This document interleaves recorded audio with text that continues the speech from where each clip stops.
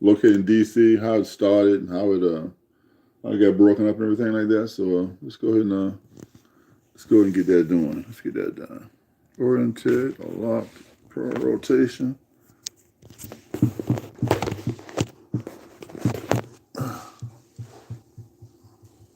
Is it ticking? Yeah, it's ticking.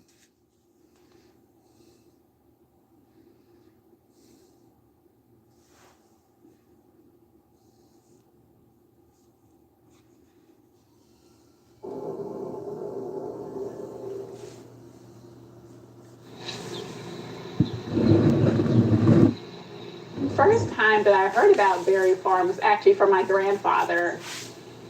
He loved to tell me about DC history, and he would say, this used to be this and that used to be that. And I was like, really, Grandpa? Because I don't see it. He's telling me about Berry Farm, and I didn't understand what he was saying. I still didn't fully understand the successive levels of people living on that site and how you could have a place where freedmen used to live and a public housing project and, civil rights activists and go-go music. Like, it was a lot. And it made me think about telling the story and getting the story on record. If you're not on record, it's almost like you didn't exist. The history of Washington, D.C. is one of community building and displacement. The cycles predate the city, the indigenous Powhatan of the Chesapeake, the Piscataway of Maryland, and along the eastern branch of the Potomac and into Anacostia, the Nacotch tank thrived in villages and towns prior to colonization. These shifts of place and displacement continue to this day with the breakneck pace of gentrification. It's only a little over a year that we've been all displaced. When I heard that all over the country public housing was being taken away, I just couldn't believe it would happen to us. I miss my house.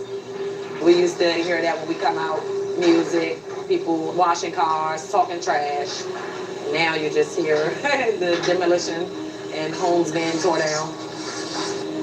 And you could just see all this land. This is like a lot of land. This is like a gold mine to the developers.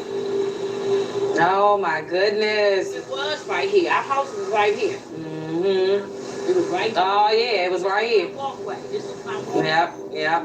Oh, wow, they done already tore down my mother's house. Our house is gone, baby. There's a 5-story building with a parking garage underneath. And the first floor will be concrete walls with like a CVS or a Walgreens, a grocery store, all that kind of stuff.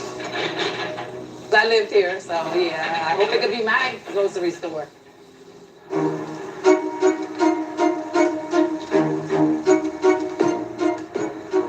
It seems to me that the evolution of U.S. cities always happens on the back of black communities. If people knew how amazing Berry Farms and Anacostia was back then, they would see a lot of stuff differently. Berry Farm to me was like one big old grandma house.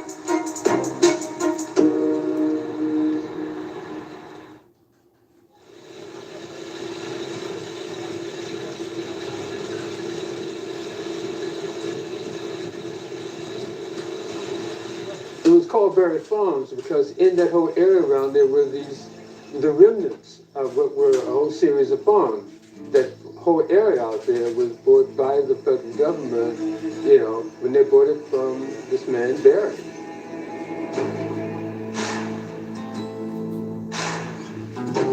We know Berry Farm as a public housing project, but Berry Farm was indeed an actual plantation.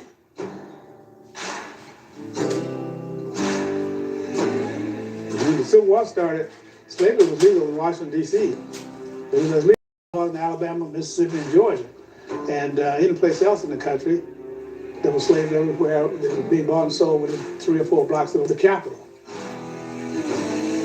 The original L'Enfant plan of Washington, D.C., the boundaries to the north, including what we know as Florida Avenue now, that was Washington City.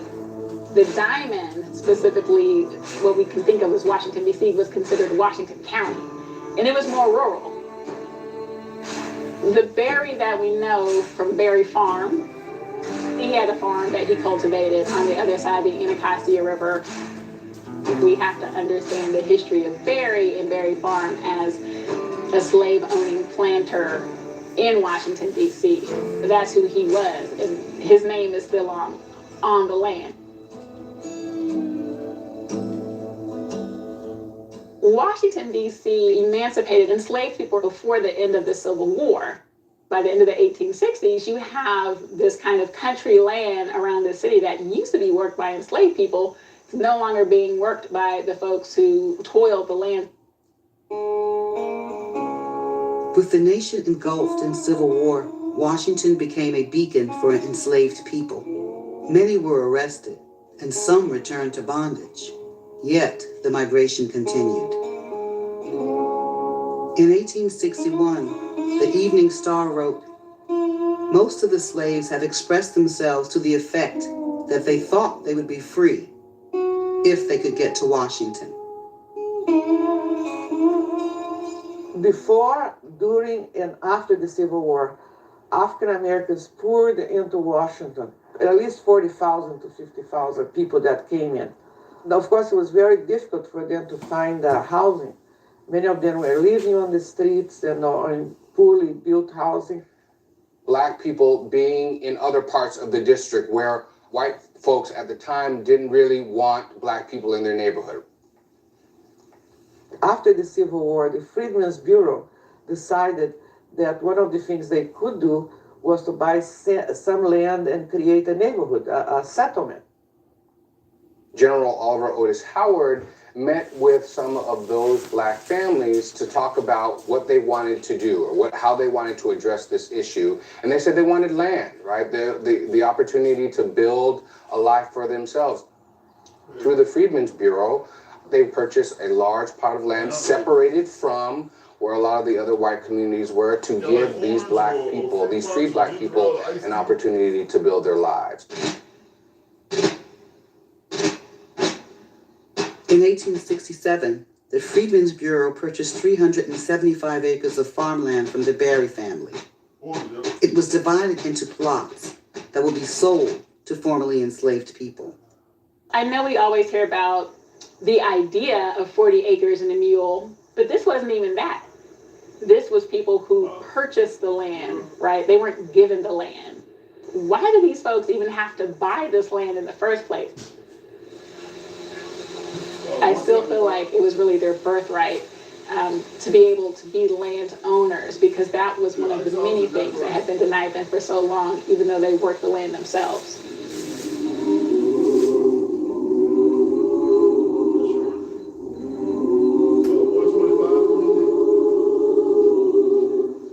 The early residents of Barry Farm included a reverend, school teachers, builders, and farmers. Many had experienced the horrors of slavery directly. One founding community member, Emily Edmondson, had taken a particularly perilous route to Barry's farm.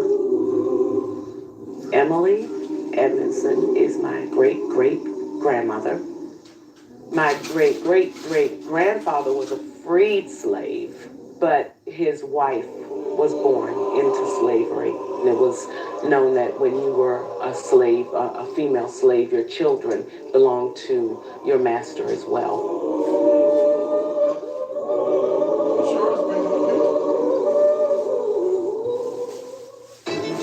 Emily and her sister Mary were enslaved in Montgomery County, Maryland, and they were hired out by their owner to work as servants in Washington, D.C. At the age of 13, Emily joined her 16-year-old sister for a daring escape. Under the cover of darkness, the sisters joined 75 other enslaved people, crossing the National Mall, where the Washington Monument was then under construction, and moving towards the wharf on 7th Street, where a schooner was waiting. The Pearl, the largest slave escape attempt in history. Among them were like 14 children. All these families paid money. They were actually trying to get to Pennsylvania. The idea was go down the Potomac, up through the bay and head north. The first night, the Pearl made little progress in the dead winds. They were very religious people. I say this with pride and a bit of humor. So they prayed for wind. The next morning, the schooner hit a fierce storm. They got a double dosage of it, so much that they had to drop anchor in a place called Cornfield Harbor. It was like really bad weather. The boat was too big. It was muddy. Not only did they risk being captured, but they also risked their lives with the elements. This was a treacherous trail that they had to follow to get out of here. They almost got away because they were like really hiding, but somebody saw them from a distance, and that's when they got them. The Pearl was tracked down by a boat filled with armed vigilantes. The posses had steamboats, so they could get momentum, and they did catch them. Every one of the passengers was arrested and paraded down the streets of Washington, D.C., subjected to the abuse of a pro-slavery mob. "Aren't you ashamed?" someone heckled the Edmondson sisters. Emily replied, "If I could, I would do it again." They were sold south as a penalty for escape. Took down to New Orleans to be sold. They wanted to sell them into prostitution so that they would not try this again. The Edmondson sisters were spared this fate, however, when leading abolitionists Henry Ward Beecher and Frederick Douglass raised the money to purchase their freedom as part of their ongoing abolitionist work. Emily studied, became a teacher, worked in a school here in Washington, D.C.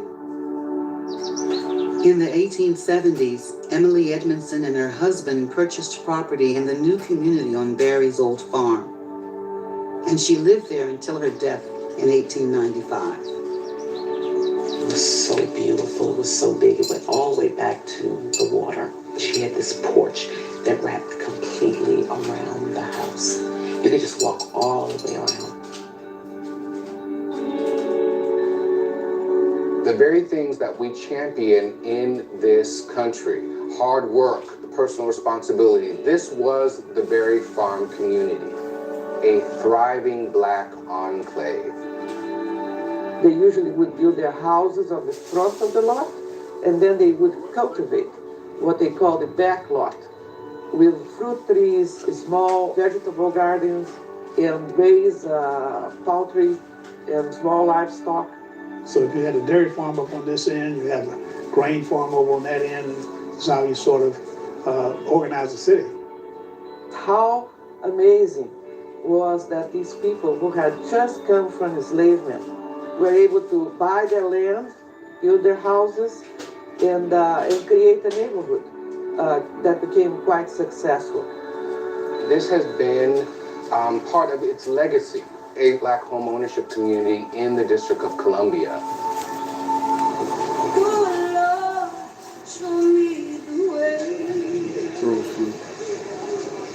There's history and there's history. There's history of this is simply what happened, and then you're fortunate if you say, and I am proud of that. So I am the great-great-grandson of Emily Edmondson, direct descendant. When you hear that they escaped from the 7th Street Wharf, in my life, that's why I hung out to get crabs and shrimp and fish and hang out at Haynes Point. You know, teenager acting goofy, looking for, taking my wife down there, my girlfriend at that time, you know, that type of stuff. Going to the monument to watch the fireworks. So, and when I read the story and they say they came down this street and they went that way, and they, you know, Main Avenue, whatever it was called, it just resonates with me that not long after they had to sneak through those streets for freedom, I had the freedom and I could just walk those streets. Oh, brothers, let's go down to the river to pray.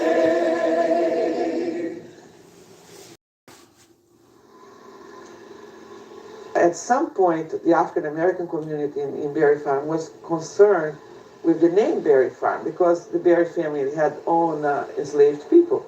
So they decided, okay, we want to change it to Hillsdale.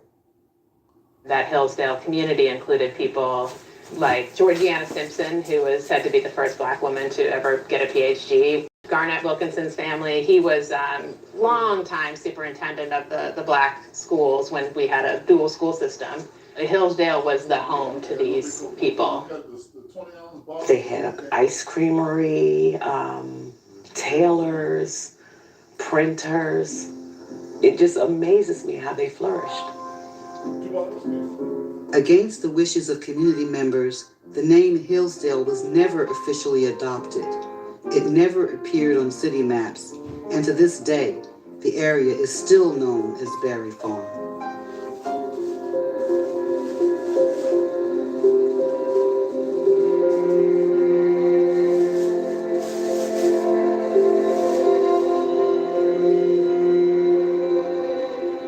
In the 1930s and 40s, African Americans continued to migrate to Washington, D.C., creating a dire need for new housing. Under pressure from white citizens who did not want to integrate their neighborhoods, the city chose to build a new public housing complex on Berry Farm. 32 houses of the Hillsdale community were destroyed. 442 new units were built, and a new community was born. That was the reason why Berry Farms was built. Segregation did not have to be legalized. Okay, it was structurally imposed. It was built for minorities, particularly blacks, who had come to Washington, and it was created for those folks who had government jobs. We were able to get a place there because my mother had 2 sons in the military. I lived at 1287 Stevens Road, which meant that we just had a panoramic view of Washington, D.C. They built it soundly. I mean, they built it more soundly than most of these structures that we have today. Berry Farms was like a perfect community, a haven. Everybody took pride in keeping their homes up. We knew that you did not pick a flower out of somebody's yard. Whatever you needed to keep your property up, you did it. We used to have competitions about whose yard was the prettiest, okay? And believe me, I had dug enough grass and planted enough grass seeds to last a lifetime because my mother wanted always to have the prettiest yard, okay? It was our home. This place had great backyards because, you know, the yard went that way and then it dropped down and it was just alley. It was a driveway for the maintenance trucks to come through to pick up the trash and whatnot. But to us, it was our private playground. So that's where everybody learned to ride their bikes and skates and stuff. We shot marbles and we played football. We would play darts ball. We would play baseball. Of course, we didn't have a baseball. We had discarded tennis balls. But we didn't know it bounced, and we could hit it with a piece of stick that we call a bat. And every block had its own team. Okay? So you had to play. You get in the fight. You don't talk about who's on the best team. They were all great. I had a lot of friends seemed like family. In the summertime, when we didn't have a lot to do, our parents would put the record players out and we dance in the alley, having a party. Rock and roll, come on, that R&B. When you're growing up in the 50s, you had to be here. The Miracles, James Brown, the same music that I'm listening to still today. What can I tell you? We were living in the projects, but that was home. It was rich. It was beautiful. Your neighbor could need a half a cup of milk till payday. Take a whole cup, you can give it back. You needed 1 egg. I remember sharing 1 egg, a cup of sugar. Whatever was needed, your neighbors had it. My dad would go down to the river and would come back with these huge carp. The tail would be dragging the ground. They would have 2 or 3 on a pole between them. Oh, it was celebration time. And my mom would clean that fish. When she finished, it tastes like pork chop. I didn't understand that we were poor until my first semester at Harvard University in sociology, because our lifestyle was so rich. We grew up together. I didn't realize how intensely middle class we were. Okay, that's why they moved out of the South, was to escape poverty. and was to declare yourself as being not only not poor, but being equal to anybody else who's middle class. I'm from a place called Hurt, Virginia. That's out of Lynchburg. I was 11 years old. We had to work with the parents in the tobacco field, or peanut field, or cotton field, or whatever. In my case, it was tobacco. In the 1940s, the job opportunities created by the wartime economy, combined with the unrelenting pressure and violence of Jim Crow in the South, sparked another wave of African American migration north to cities like Chicago, Philadelphia, and Washington, D.C.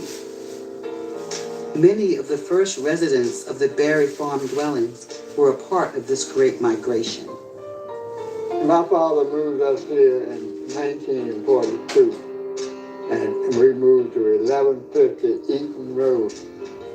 He came out of Hurt, Virginia. His dad was a sharecropper.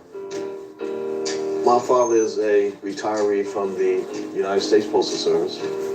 He did serve in the military. He was in the Korean War. He was a paratrooper. They came up here from living in, I thought that was a shed. It was a 1 or 2 room structure that 13 people lived in. The first time he saw a tub, a flushing toilet, to him that was great. That was smiley time. He came to Berry Farm and then he learned, wow, it's better than what I had. Everybody had somebody who lived south, and Washington was clearly a focal point. My parents were college educated. They were educated in New Orleans. They came north seeking jobs. When FDR came in, he reopened the federal government to minorities. So when they got here, they could get good jobs, and they did. My mother's name was Jean Strajewski. When I graduated from high school, I went to DC Teachers College. And sometimes we were in class together. We graduated together. She walked in front of me, and we crossed the stage together. And it took her a while, but she not only told me education was important, she made sure I understood that she meant it. While they had opportunity, that was a mild smokescreen over the reality of prejudices and segregation that was still surrounding them. That togetherness, how they supported one another, well, a lot of that was strategizing how to survive when you walked outside the community. It may be a long time ago to me, but it was real to him. If you live in America, how the hell are you going to get away from racism?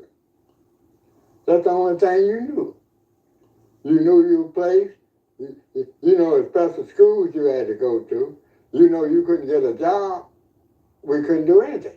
There was no black bus drivers. There were no black people that live in potato chip trucks. You didn't have the intelligence to be a quarterback in America. And I don't want to talk about racism anymore. Please don't ask me no more about it, because what they did, it ain't right.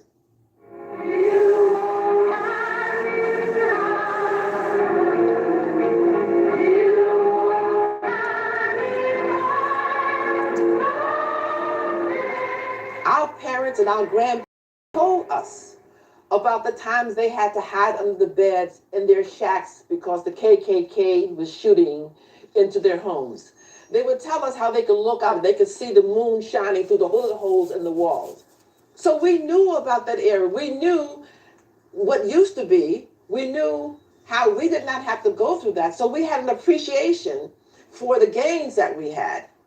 So when I was on a bus and somebody acted like they didn't want me to sit next to them, by that time I knew by law I had a right to, because my mother told us to. And I would just sit down and just ignore them.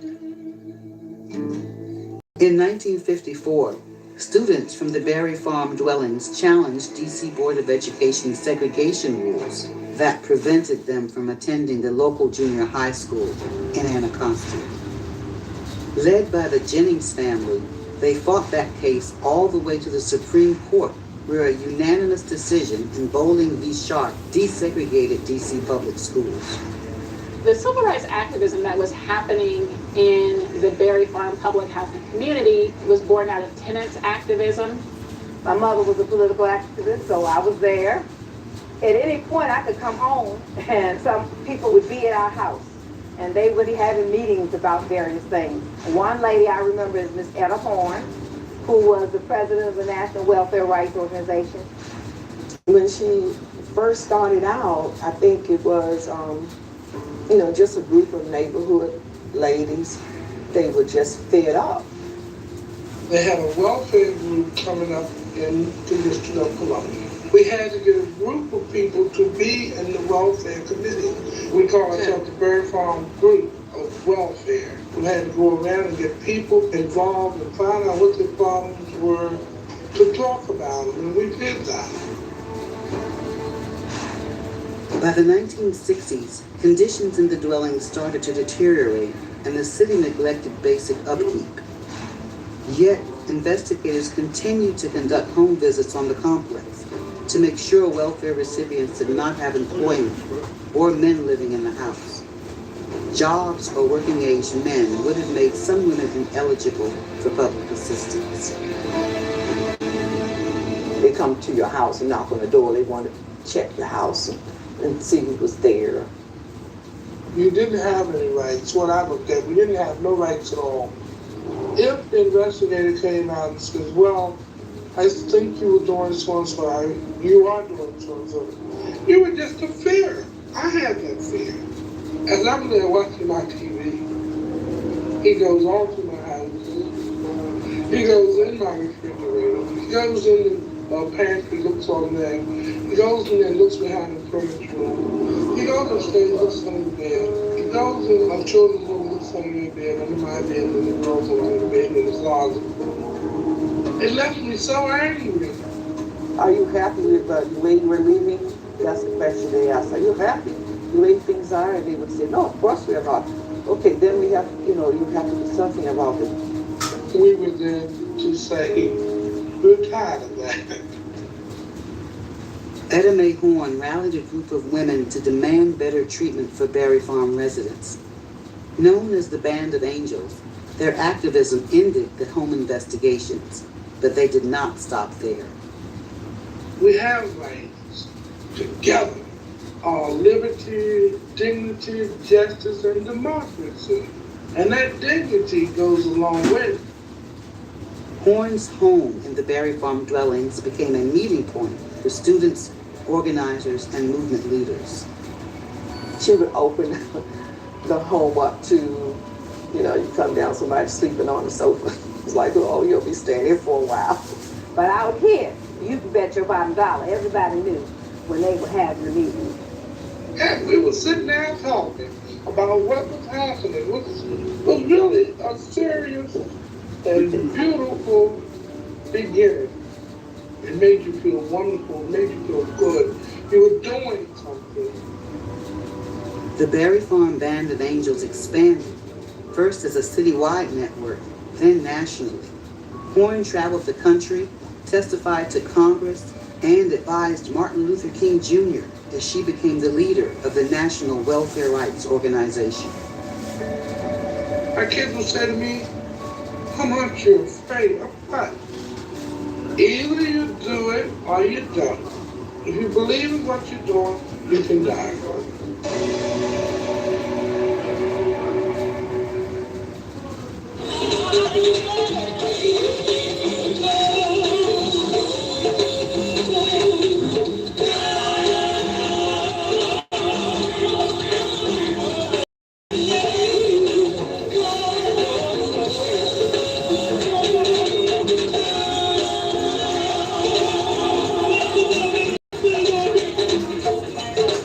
Stephen Hine, original Junkyard band member. Stuart Keller, bass player. Blue Eye Arrington, play drums. Vernell Powell, Congo player, Junkyard band, original Berry Farm. Junkyard band. We went out, started looking for buckets and cans. All right, ladies and gentlemen. And started playing around the neighborhood. All the way live from Southeast DC, the Berry Farm Junkyard Band. What made your go-go music be the form of music that you all wanted to play? living here in Bury Farm. That's all we heard, that's all we listened to. We went around the area, started grabbing milk crates, sticks, started building our own instruments. We played our first show at the Bury Farm Rec Center. We charged a dime a person to get in. And I think we made like what, $800? I don't know. But we made a lot of dimes, saved a lot of dimes. In the 1980s, this group of young men from Bury Farm traded in their homemade instruments for the real thing and put their own stamp on go-go, the city's unique funk music. Junkyard helped to shape and take go-go to that next level in the 80s when they were really coming up and making their mark in the district. When the go-go bands were there, the streets were desolate. Everybody was going to see the band. Junkyard was my favorite band. That's how Backyard started, from Junkyard. Just like really wanting to be those guys. All that used to go on right there in Bury Farm, where most people were scared to come to. Everybody from the neighborhood want to come and just be around it and be a part of it. People would be scared to come there, but as soon as you had these certain events, they could come and feel safe. It's a definitely unifying force. Junkyard used to always come to Bury Farm. I thought that was wonderful. It was so cool to like see that they came and performed for the community like weekly. So I'd be there.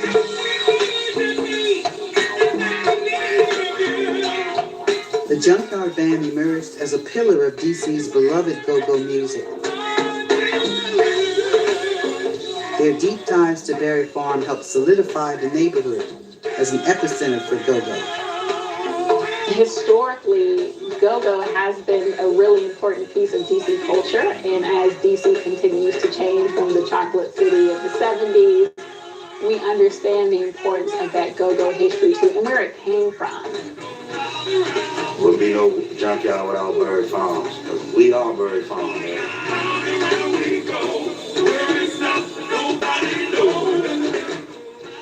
But my memories from Bury Farm, being in a band, it kept me from being out in trouble in the streets in Bury Farm. Because Bury Farm, back in the day, was real terrifying. Terrifying neighborhood, you know what I'm saying? Across the United States, big cities, small cities and towns grappled with poverty, insecurity, and drugs. Poorer urban communities were particularly vulnerable. That's when it took a turn for the worse with the drugs. When crack came into play. Crack cocaine came in. How disruptive and how horrible it was. I remember when I was little, yeah, they had fights. Nobody got shot. Those who'd been there longer started moving out. You saw grass not being grown. Fences were broken down. Glass was in the alleys. Couldn't play ball in the alley before. Everybody used to sweep the alley. Cars would be racing up and down the street.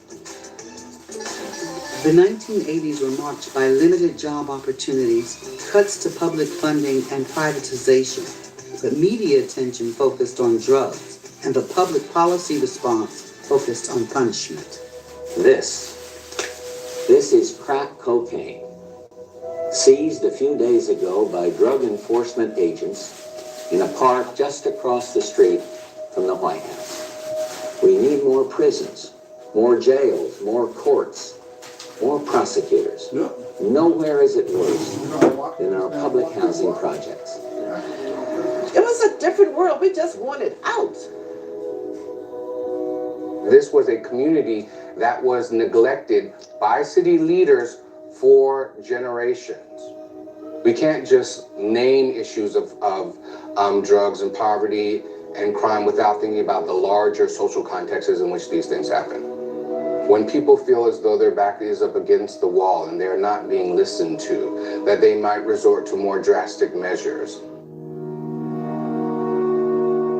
People can make a lot of money where they didn't have this access to money before, so if you can make money, you're gonna make money. And that's what people did. They had the opportunity to make money. They started flipping it, and they was making it. But the people on the high level allowed these things to happen because it padded their pockets. So we can't bring drugs in this country, so it wasn't our fault. I ain't got a helicopter, I ain't got no boats. Yeah. And they put the guns in our hands and put the drugs in our veins.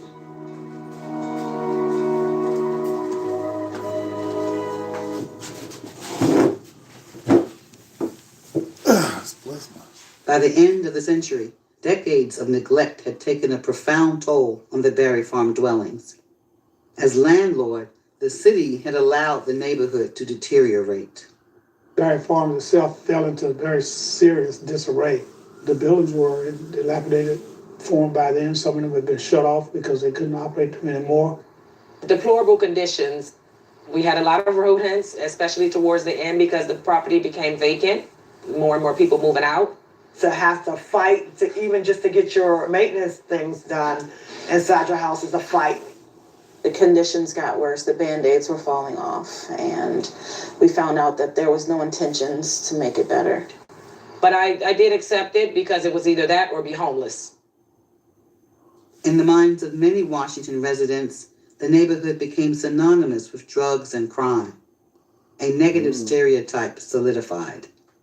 First, when they told me I was moving to Berry Farms, I was scared to death because of the rumors that I've heard. The first thing that I had heard about Berry Farm was that it was a community that was ripe with crime and poverty. Yeah, it was a little nerve-wracking. You know, I'm from DC, but still, this is where we're bringing our family, our children. Once we got there, we didn't have any issues. Once I got there, it wasn't true at all. Berry Farm is not a bad place for people to make it sick. It have its ups and downs, but it's still overall a good place. And a lot of people need these houses. It was a lot of families here that were like, my family over there, family, family, family.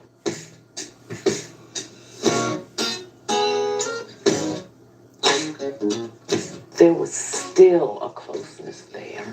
Even when I moved back, when my mother took ill, still a closeness.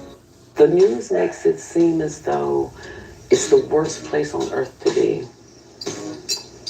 I beg to differ. Hi, Maxine. And I'm James. How long have you lived in Berry Farm? Hold on, I've been down here for 15 years. Like 20 years. Oh, 8, 9.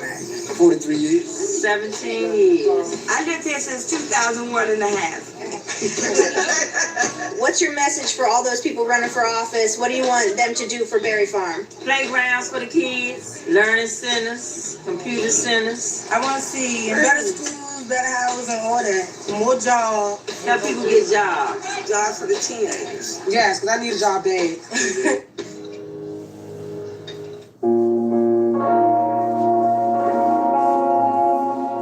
It seems to me that the evolution of U.S. cities always happens on the back of black communities.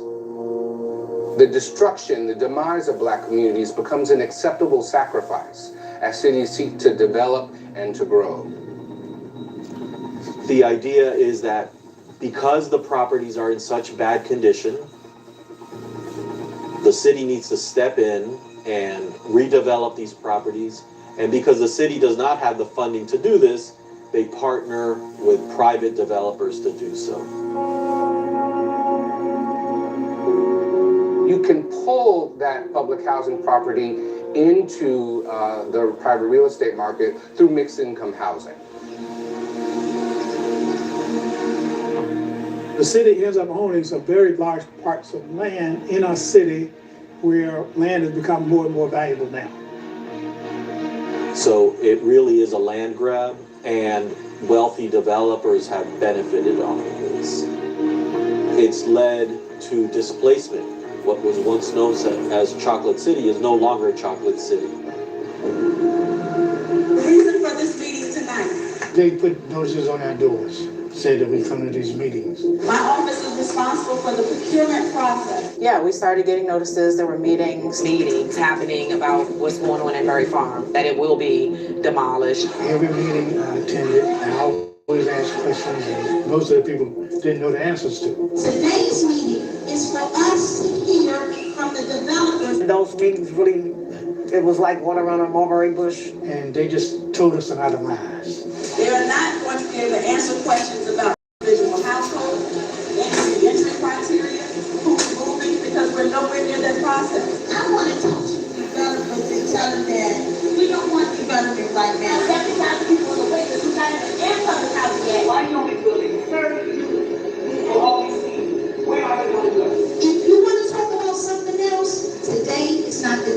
like nothing we can do as residents. It's like it's going to happen. I'm asking y'all, are we gonna listen? Are we gonna respect the developers? No.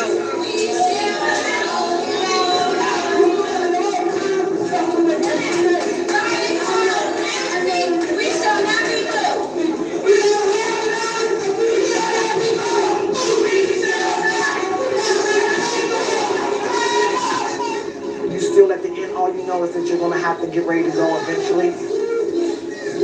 That was the biggest thing that just kept echoing in my head, that we'd have to move from our home. So we were just told to be ready to move. It was just a mess. It was a mess. The relocation process, that was a nightmare. You're pretty much just on your own. They gave us 30 days, and I guess I didn't pack quick enough because they sent help to pack, and they just threw the stuff in the boxes. Residents at Berry Farm have been displaced from their property for years now, without any real idea when they'll be able to come back. While the developers will come back, we promise, there's still nothing actionable to that. There's nothing legal. We need something concrete saying that we have a right to return. We knew the plan was to get us out, and I think the other plan was not to get so many of us back. I was told now that most of the buildings they build now, they gotta have so many percentage from low income. Their low income is $59,000. I don't know, very few people that I know make $59,000 a year. And somebody like me that makes much, much less than that a year, they would never let me live there. That's a useless conversation. Useless.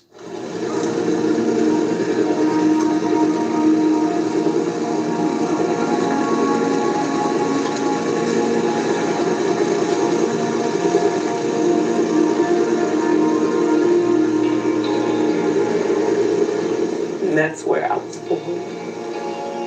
And that's where I was raised. When I saw that it was being torn down, it's like a part of me went with it.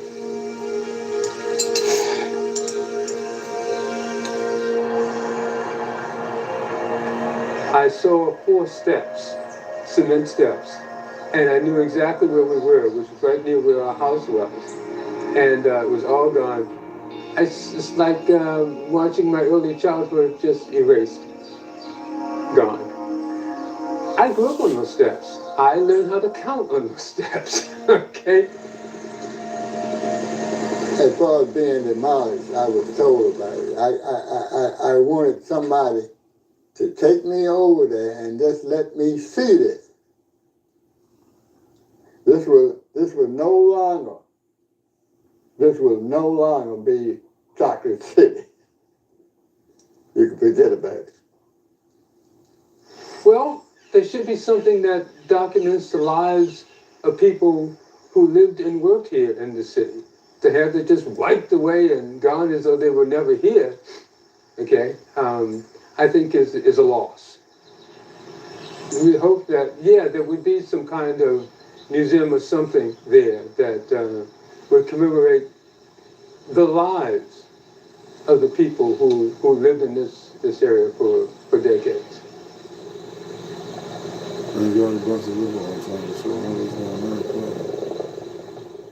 My name is Latrice Bell, and I serve as the president of the Berry Farms Tenants and Allies Association. If places like Berry Farm are denied protection, what do we lose as a city? In 2019, with the destruction of Berry Farm already underway, former residents organized to plead their case in front of Washington's Historic Preservation Review Board. If successful, at least some of the homes will be preserved as Washington, D.C. landmarks. It was like, wait a minute, we do need to save something. Let's have something to look back on and, keep for us and preserve, and just knowing that the history to them was very important. Despite the fact that so much of what has been familiar about DC has changed around us, declaring Berry Farm a historic landmark will ensure that our history is remembered, that our stories are told, and that we will see our reflections in this community for years to come. I know there are a lot of people here. How many people want to speak today? Okay, we'll hear from all of you. The energy in the room was buzzing. It was electric. There were so many people who came in to give testimony to support the nomination. I challenged the Historic Preservation Review Board to stand with the former residents of Berry Farm by designating the remaining structures part of a historic district. I probably should know this, but I don't. How many buildings are currently inhabited? None of the buildings are currently inhabited. All of the tenants have been evicted as of a few months ago. This unfortunately was happening as the city was actively demolishing Berry Farm, and they had demolished a significant amount. The only buildings remaining were on Stevens Road. So the application that we put forth was to preserve the remaining buildings at Berry Farm. We believe that this set of buildings, which frames Stevens Road, sufficiently relay the site's history and the intentions of its design. This is an effort to historically designate some of the buildings at Berry Farm Dwellings, the public housing project, so that those buildings could not be torn down. Nobody gave up. We pushed. We moved the hearts of the Historic Preservation Review Board to say, wait a second, these guys are right. What remains of Berry Farm is too important in the development of this city to go completely under the bulldozer and be forgotten. The community has noticed and a lot of pressure to sacrifice the history of communities east of the river. Not only should Berry Farm receive a historic designation, but it is a historic site. Have a good day. This ragtag band of organizers and residents put together a very strong argument for historic designation. The only question before us is whether you, Historic Preservation Review Board members, will give it the landmark status and recognition that it deserves. In January 2020, the long-awaited results finally came in. The petition was approved. 5 of the dwellings would be preserved. How did you feel when you learned of that? I felt vindicated when I found out that Berry Farm had been approved as a local landmark. But I also felt this is just one step in many, and I knew that we would have a lot more work to do. We're hoping that some of the units could be for a museum, artwork, old furniture that we used to have. The history. Put it back exactly the way it was. Let us play more. Yeah. We're teaching that to our grandchildren. Just the fact that there's this one small portion there to hold on to. Berry Farm is sacred space? Yes, I would certainly think that and talk about Berry Farm as a sacred space. If we want to talk about the sacred in terms of remembering the place that Berry Farm has in DC and American history, and the lives that were represented in that community, as well as the lives that were destroyed as a result of some of the policies that led up to the community's downfall. I think that Berry Farm is very much a sacred space.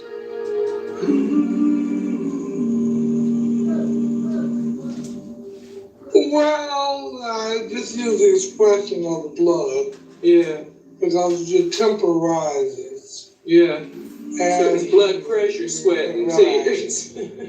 And the sweat were, how you work yourself to death. And the tears were when you had accomplished something. So you didn't cry before. You fought hard, and when you won, when you say, well, Lord, something's happened, you accomplished something. You felt like crying because you were happy.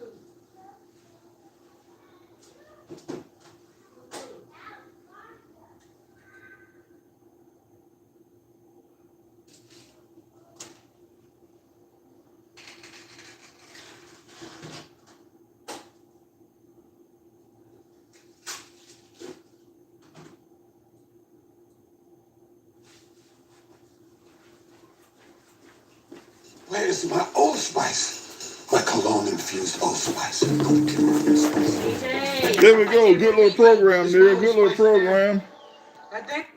Good little program showing you the history of how things coming about through time. Some people, I guess, enjoy living there their whole lives and nice neighborhoods out from the South, because DC top of the South, and enjoyed themselves. Some other people came there and it also became a public housing. Then it was torn down and people displaced. So all kind of crazy stuff happened through time, through years.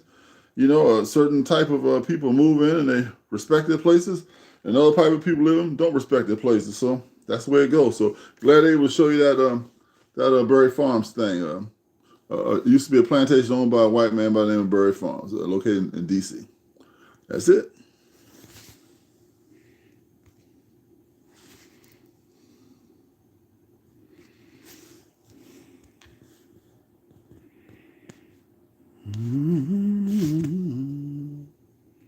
Still ringing up there. Okay.